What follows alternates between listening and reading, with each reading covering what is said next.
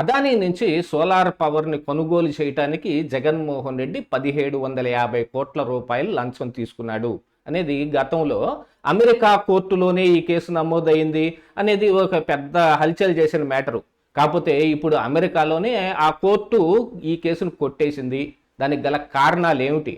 నిజంగా అదానీ దగ్గర నుంచి జగన్మోహన్ రెడ్డికి కానీ మిగతా కొంతమంది వేరే రాష్ట్రాల్లో ఉన్న ముఖ్యమంత్రులకు కానీ డబ్బులు ఏం వెళ్ళలేదా? ఆ సమయంలోనే బాలినేని శ్రీనివాసరెడ్డి కూడా ఒక అంశాన్ని బయట పెట్టాడు. ఆ అంశాన్ని అందరూ ఎందుకు పక్కన పెట్టేశారు? ఇప్పుడు కూటమి ప్రభుత్వం మీద కూడా ఒక అపవాదం వచ్చింది. దీని మీద అదానీతోటి బీజేపీకి ఉన్న సంబంధాల మూలానే దీన్ని పక్కన పెట్టేశారు అని. అసలు అమెరికా కోర్టులో ఈ కేసు ఎందుకు కొట్టివేయబడింది? ఇప్పుడు మళ్ళీ జగన్మోహన్ రెడ్డి మీద కేసు పెట్టడానికి గల అంశాలు ఏమున్నాయి? ఈ వీడియోలో చూద్దాం. ఏంటిటా కుండబద్దలు కొడతా అట్ట. నమస్కారం, కుండబద్దల ప్రేక్షకులకి స్వాగతం. గతంలో గౌతమ్ అదానీ తోటి జగన్మోహన్ రెడ్డి సెకీ దగ్గర ఈ పవర్ పర్చేసింగ్ అగ్రిమెంట్ ఒకటి చేసుకోవడానికి 1750 కోట్ల రూపాయలు లంచం తీసుకున్నాడు. కేవలం జగన్మోహన్ రెడ్డి కాదు, మిగతా రాష్ట్రాల్లో కూడా కొంతమంది ముఖ్య నాయకులు వాళ్ళ స్థాయిలో లంచం తీసుకున్నారు. అలా లంచం ఇవ్వటం తప్పు. ఇదిగో అదాని అమెరికాలో ఉన్న ఈ పెట్టుబడిదారుల దగ్గర నుంచి పెట్టుబడులను అన్నింటినీ ఆకర్షించి వీటిని వేరే రూపంలో వాడుతూ ఉన్నాడు అని అప్పట్లో అమెరికా కోర్టులో కేసు నమోదైంది. అందులో ఈ అదాని గౌతమ్ అదానీ మీద, ఆయన మేనల్లుడు సాగర్ అదానీ మీద, అలాగనే విఠల్ జైన్ అనే అతని మీద, ముగ్గురు మీద కేసు నమోదు చేశారు. కానీ నిన్న వచ్చిన తాజా సమాచారం ప్రకారంగా చూస్తే అమెరికా కోర్టులో ఈ కేసు కొట్టివేయబడింది. దానికి గల ముఖ్య కారణం ఏమిటి అనేది కాదు ఒకసారి చూసుకుంటే, ఇందులో పరిధి అంటే జ్యూరిడిక్షన్ వాళ్ళకి పెద్ద అడ్డంకిగా కూర్చుంది. జరిగిన వ్యవహారం మొత్తం విదేశాల్లోనే ఉండటం, ఆ విదేశాల్లో ఉన్న వారి దగ్గర నుంచి సమాచారం సేకరించటం, ఆధారాలను పూర్తిగా సమర్పించలేము అనే ఒక దృక్పథం అక్కడ వాళ్ళకి ఉండటం, దీని అంతటి మూలాన ఒక పెద్ద అడ్డంకి ఏర్పడింది ఈ కేసు ముందుకు నడవటానికి. అలాగనే డిపార్ట్మెంట్ ఆఫ్ జస్టిస్ కూడా ఇందులో అమెరికాలో పెట్టుబడిదారులు ఎవరైతే పెట్టుబడి పెట్టారో వాళ్ళకి ఎటువంటి నష్టము వాటిల్లలేదు. అంటే వాళ్ళు లంచాలు ఇచ్చుకున్నారు, వాళ్ళు చేస్తారు, మన పెట్టుబడిదారులకి ఏం ఇబ్బంది లేదు కదా.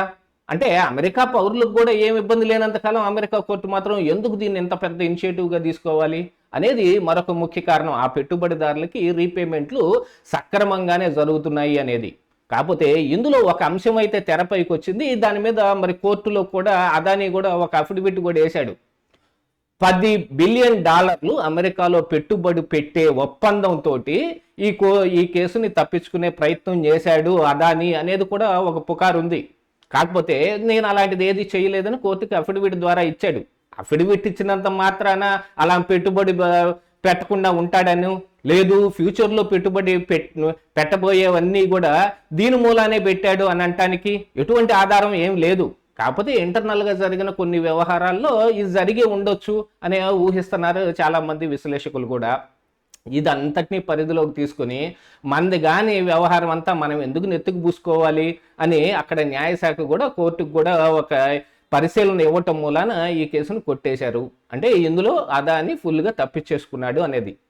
మరి దాన్ని బేస్ చేసుకుని ఇక్కడ జరుగుతున్న వ్యవహారం కనుక చూస్తే, ఇది అమెరికాలో కేసు పెట్టబడింది కాబట్టి అందులో జగన్మోహన్ రెడ్డికి 1750 కోట్ల రూపాయలు సెకీతో ఒప్పందం చేసుకోవడానికి అదాని ఇచ్చాడు లంచం రూపంలో అనేది కూడా ఇక్కడ దాకా పుకార్ల దాకా ఉంది. కానీ ఇక్కడ కూడా ఏం కేసులు కాలేదు దాని మీద. దానికి గల కారణం ఏంటనేది నేను ప్రత్యేకించి చెప్పాల్సిన పని ఏం లేదు. అదానీకి బీజేపీకి ఉండే సంబంధాల మూలానే జరుగుతాయి. గతంలో ఉన్న జగన్మోహన్ రెడ్డి అయినా అదే చేస్తాడు, ఇప్పుడున్న చంద్రబాబు నాయుడు అయినా అదే చేస్తాడు అని ప్రజల్లో ఖచ్చితంగా ఒక వ్యవహారం అయితే కనపడుతోంది. కాకపోతే ఇక్కడ సెకీతో కదా నేను ఒప్పందం చేసుకున్నది, ఇందులో అదానీ ఎందుకు నాకు లంచం ఇస్తాడు అని జగన్మోహన్ రెడ్డి వాదిస్తున్నా అదంతా పై మెరుగులే. లోపల ఏం గుట్టు జరుగుతుంది, ఎంత జరుగుతుంది అనేది అందరికీ తెలియదు ఏం కాదు. అంత చిన్న పిల్లలు ఎవరు ఇక్కడ రాజకీయాల్లో లేరు. కాకపోతే పైకి కనిపించడానికి ఇలా కనిపిస్తుంది కాబట్టి బుకాయింపు మాటలు ఎన్నైనా మాట్లాడవచ్చు. అదాని ఎవరికి లంచం ఇవ్వడు అనేది ఏమైనా ఉందా? జగన్మోహన్ రెడ్డి కూడా ఎవరి దగ్గర లంచం తీసుకోడు అనేది ఏమైనా ఉందా?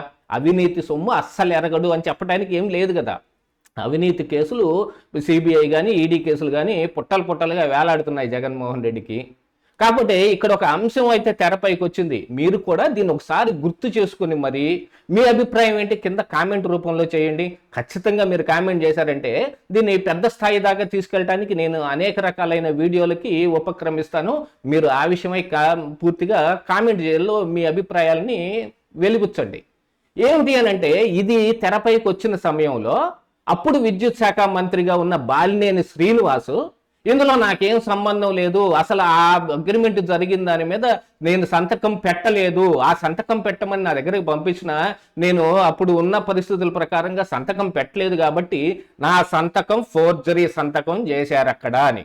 మరి విద్యుత్ శాఖ మంత్రిగా ఉన్న బాలినేని శ్రీనివాసరెడ్డి మరి దాన్ని మీడియా ముఖంగా వెలిబుచ్చాడు, అది ఫోర్జరీ సంతకం, నేను పెట్టలేదు ఆ సంతకం అని. ఆ ఫోర్జరీ ఎవరు చేశారు? అధికారులు చేశారా?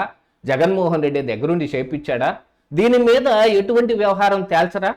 ఇంత దొంగచాటుగా నా సంతకం లేదని డైరెక్ట్గా ఆ మనిషే చెబుతున్నప్పుడు దీన్ని అసలు పరిగణలోకి తీసుకునే అవకాశమే లేదా?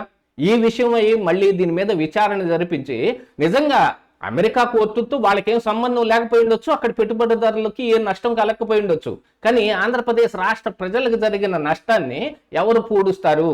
అఫ్కోర్స్ ఇప్పుడు ఆ సెకీ ఒప్పందం అలాగనే కంటిన్యూ అవ్వాలి కాబట్టి ఇప్పుడున్న కూటమి ప్రభుత్వం కూడా దాన్ని ఏమి ల్యాప్స్ చేయకుండా దాన్ని అలాగనే కొనసాగిస్తున్నారు. దానికి గల కారణం మళ్ళీ బీజేపీయే, అదానియే. వీళ్ళకి ఈ కూటమి ప్రభుత్వంలో చంద్రబాబు నాయుడుకో నారా లోకేష్కో ఉండే సంబంధాలే దీని ద్వారానే జరుగుతున్నాయి అనేది. మరి వాళ్ళకిచ్చిన లంచం పోతే పోయింది, మరి ఈ ఒప్పందం ఎలాగనే మనం కొనసాగించుకుందాం అనే రూపంలో వీళ్ళు కూడా ఒప్పుకున్నట్టుగానే కనపడుతుంది. సెకీ దగ్గర చేసుకున్న ఒప్పందాన్ని ల్యాప్స్ చేసుకుంటానికి కొన్ని అడ్డంకులు కూడా రావచ్చు, కానీ 1750 కోట్లు లంచం తీసుకున్నాడా లేదా అని నెగ్గు తేల్చాల్సిన పరిస్థితి ఈ రోజున చంద్రబాబు నాయుడు మీద కూడా లేదా అనంటే ఖచ్చితంగా ఉంది. బాలినేని శ్రీనివాసరెడ్డి ఒక పక్కన అది ఫోర్జరీ సంతకం అంటే ఆ ఫోర్జరీ సంతకంతో ఇంత పెద్ద వ్యవహారం నడిపించారంటే అది ఇంకా ఎంత పెద్ద కేసు అవ్వాలి? దాంట్లో బాలినేని శ్రీనివాసరెడ్డి తదుపరిగా ఏం సమాధానం చెబుతాడు? నేనేదో అప్పుడు నోటుకొచ్చిన మాట చెప్పేశాను కానీ నేనే సంతకం పెట్టాను అని ఫర్దర్గా ఏమన్నా చెప్పాడంటే మరి బాలినేని శ్రీనివాసరెడ్డి ఆ మాటలు మాట్లాడినందుకు ఆయన మీద చర్యలు ఏం తీసుకోవాలి? ఇప్పుడు జనసేనలో ఉన్నాడు కాబట్టి ఆయన ఏం పట్టించుకోకుండా వదిలేస్తారా? ఈ అంశాలన్నీ కూడా తేలాల్సిన అవసరం ఉంది. వీటన్నిటిలో అదానీ దగ్గర నుంచి 1750 కోట్ల రూపాయలు జగన్మోహన్ రెడ్డి లంచం తీసుకున్నాడు అనేది అమెరికాలో కోర్టులో కేసు కొట్టివేయబడగానే ఇక్కడ మొత్తం రైట్ రాయల్గా జగన్ తప్పించేసుకోవడానికి పరిస్థితులు సుగమంగా ఉంటే ఏం చేస్తున్నాం? మరి గతంలో వాళ్ళు చేసిన అన్యాయాన్ని కానీ వాళ్ళు చేసిన అక్రమాలన్నింటినీ కానీ బయట పెడతాం అని చెప్పి ఇప్పుడున్న కూటమి ప్రభుత్వం ప్రగల్భాలు పలికి అధికారంలోకి వచ్చి నన్ను వదిలేసినట్టుగానే కనపడుతుందిగా. లిక్కర్ స్కామ్లోనూ ఇలానే జరుగుతుంది, కల్తీ నెయ్యి స్కామ్లోనూ ఇలానే జరుగుతుంది, ఇసుక దందాల్లోనూ ఇలానే జరుగుతుంది. ప్రతి అంశంలోనూ ఇలాగ జగన్మోహన్ రెడ్డిని వదిలేసుకుంటా వెళ్ళిపోతే మరి వాళ్ళకి వీళ్ళకి తేడా ఏమిటి అని ప్రశ్నించే ప్రజలకు సమాధానం ఎక్కడ లభిస్తుంది? ఇదే ఈరోజు కుండబద్దలు.